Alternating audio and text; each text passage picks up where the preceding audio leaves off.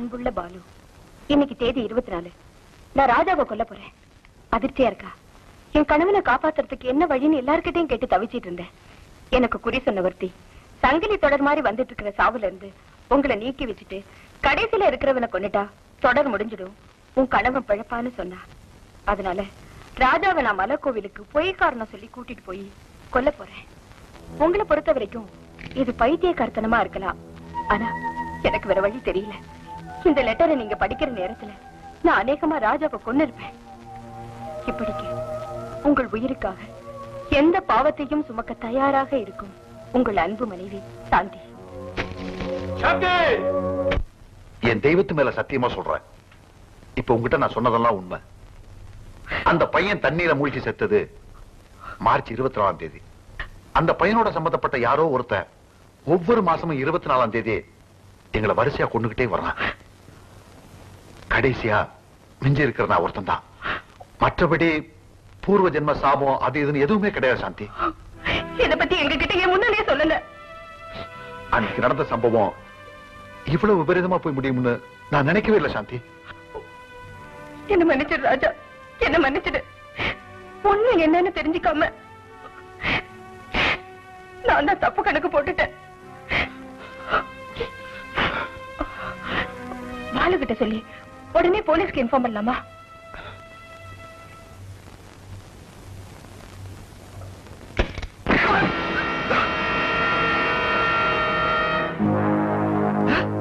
நீயா? ஆமாண்டா, நீந்த தெரியாத பையனை தண்ணியில தள்ளி கொன்னீங்களே, அந்த பையனை பெத்தவன்டானா? அந்த தப்ப அவங்க வேணும்னு செய்யணும். நீங்க என்ன காரணம் சொன்னாலும் நான் ஏத்துக்க போறேன். இவனை பழி வாங்காம விட மாட்டேன்.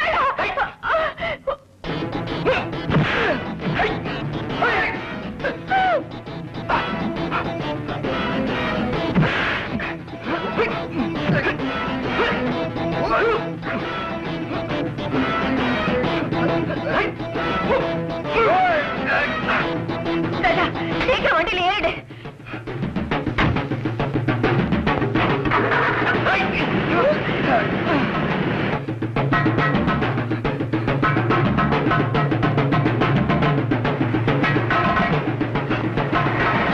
அந்த போராட்டம் எதுக்கு வர? வண்டி நிறுத்து, சீக்கிரம் நிறுத்து.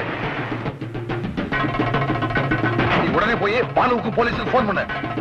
சீக்கிரம் போ, சீக்கிரம் ஓடு.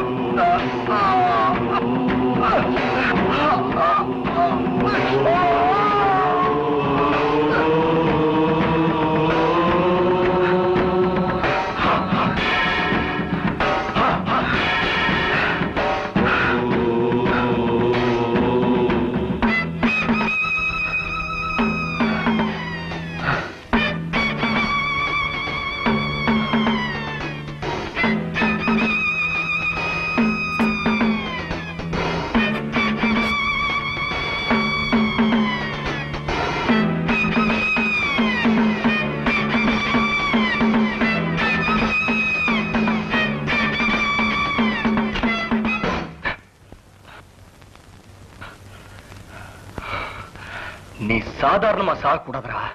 தண்ணிக்குள்ள முழுகின என் பையன் எப்படி துடிச்சு செத்துருக்கணும், அதே மாதிரி ஒண்ணு.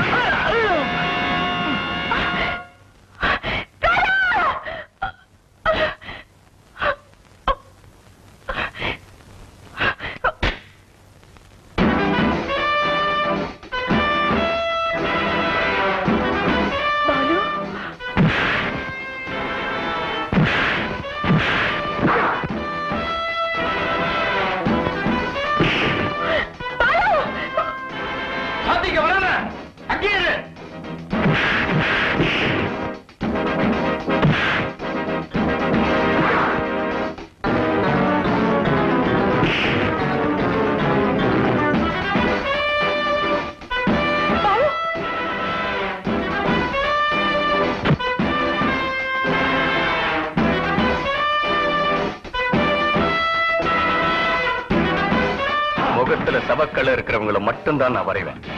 என் பாலு கொண்டு ஆக கூடாது.